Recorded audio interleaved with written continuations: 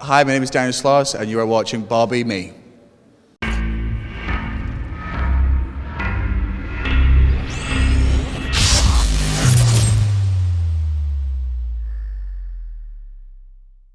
This is the last week of the European tour, so we've got 3 more shows left after this, and then I'm off to New York, and then 4 more weeks in the UK, and then done. But we started mid-September, so it's been 2.5 months already.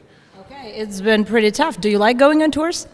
Yeah. I mean, it's too long, and you get homesick. But that's the good thing about the European tour. When you get bored in the UK, they send you out to Europe, and like the gigs out here are so good. The audiences are great. There are points that are tough, but the pros massively outweigh the cons. So it's very hard to complain about, even though I would love to sometimes. I am a mummy's boy. She's had 4 kids. My mum, you can tell that she loves us all the same, but after the first 2, she kind of stopped giving a shit. She'll always go on about how she was blessed with me, then she was gifted with my sister, then she had my brother, and she'll always remember the day that she was diagnosed with the other one. My career's going well, means I've got to travel all the time. I've got to go to all these places where the gigs are sold out and all the audiences are really nice, and I'd just rather be home. Like, no, it's not. I love it. It's so fucking good.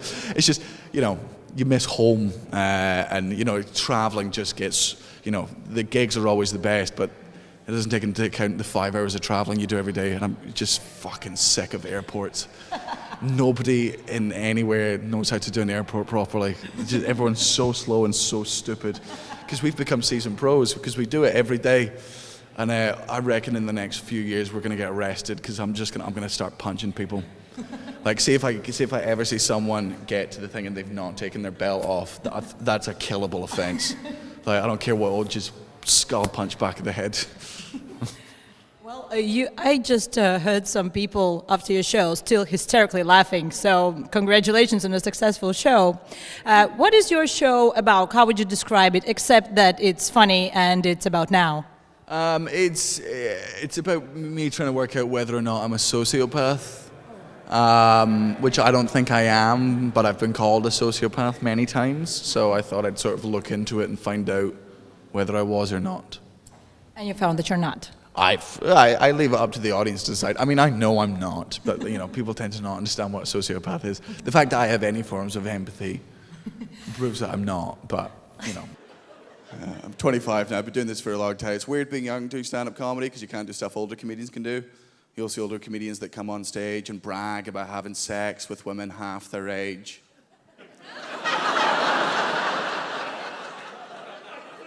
Tends to be frowned upon, really. Yeah, actually your humor has been described as like pretty dark and also sometimes offensive. Do you think like that? No, I don't. I think it's dark. I don't like the term dark, but I get why it is. I talk about death and drugs and God, or the lack thereof. I don't think any subject should be off limit. I don't think it's offensive. I only think it's offensive if you're stupid. Like, if you hear certain words and words offend you, then yes, it's offensive, but that's because you are a moron. Like, if words offend you as opposed to sentences and meaning, then, I talk about, taboo subjects or whatever, but I never try to offend the audience. It's never my aim to, and I make sure that I write my jokes in such a way that if you are offended by them, it's because you're an idiot and you didn't get it. What is what you look for in the audience? Because obviously you look at the audience during the show. Is it something that, catches your eye, like something you look for? Oh, I can never see the audience. I make sure I can't see them. Yeah, I make sure the lights are so bright I can never see them. Why not? Because as a comedian, you will find the one person who isn't laughing. That's just how a comedian brain works. I could be having the best gig. I'll find the one person who's not laughing. And then also, especially in Europe, because so many people are listening in their second or third language, sometimes they're not laughing as much because they're concentrating and stuff, and if they're just staring at me like that, I'll get too freaked out and in my own head. So I tend to, I'd rather not be able to see them. Okay. Yeah. You started out pretty young. You were like, what, 17? 17. Yeah, so basically what was that moment when you realized, because stand-up comedian's not like that profession that kids usually dream about becoming. Oh, I totally did. You did? Yeah. My dad and my mum are like huge fans of stand-up comedy, so I watched it a lot with them when I was younger.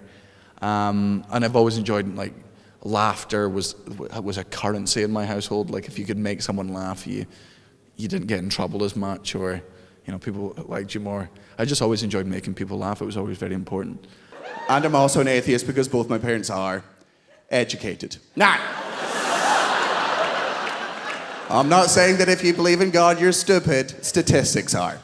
Like, I'd loved stand-up since I was 6, and I really enjoyed being on stage in theatre, but I didn't like acting. And I was just like, God, if only there was a job that combined all of my loves of being on stage and stand-up comedy. Oh, God, if only. And then, like, a year later, my mum was like, why don't you try stand-up? I'm like, oh, yeah. Yeah, that makes a bit of sense. Yeah, I'm a moron. Do you remember your first time on stage? Yeah, like a little bit, like not a lot. I remember when I walked on stage, before I even did my first joke, somebody awed, like, because I was like 17 and I was really young, somebody just went, aww. Yeah, but that penguin story you have, it's really sweet. It's not like dark or sociopathic at all. Yeah, but that's one of my very few clean jokes. And then I'm always worried when people are like, I saw your penguin joke, I was like, oh God, the rest of the show's not like that. Like, that's, like, you really have found, like, the cleanest bit of material. No, I guess it's not clean, but it is, you know, it's a positive joke. How do you usually come up with your material? Is it something that you write sort of, maybe next show might be about airports, sort of, you know, on the go, or you just sit down, okay, I need something new? No, I can't force myself to write. It's just whatever annoys me. Like, comedy is passion. Like, I find the best jokes I've had is whenever I'm talking about something I'm passionate about, and normally my only passion only exists when I hate something. So if I hate something and if everyone likes it and I don't, you know, you got to articulate it in such a way that you can, you know, get your point across. But funny, I worked out very young that ranting is people won't listen to you if you rant unless you make it funny. Because, like, you've got to have little treats in there, because otherwise, why the fuck would they listen? 10 years from now, how do you see yourself? Just the same, hopefully.